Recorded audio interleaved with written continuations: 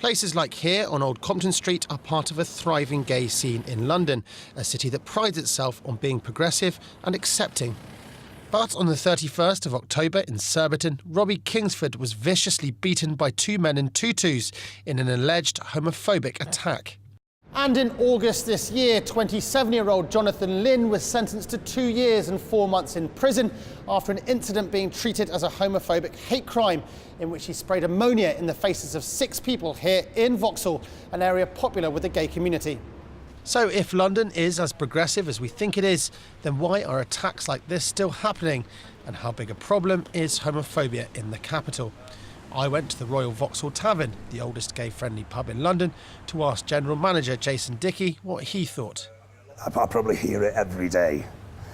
People going past in their cars, just shouting "batty boy" or "gay boy," because we hear it every day. We don't really. Sometimes we don't see that as an issue, and we just let it pass by until a really serious incident happens. But I think we do forget about the other side of it, the name calling, the eggs being thrown at venues, or, you know, walking down the street holding your boyfriend or your girlfriend's hands and somebody behind you making rude comments or passing by and saying that's disgusting.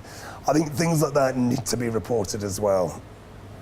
In the last 12 months, according to the Met Police, cases of reported homophobic hate crime have gone up by a staggering 26.8%, from 1,118 in the 12 months until November 2013 to 1,418 to November this year.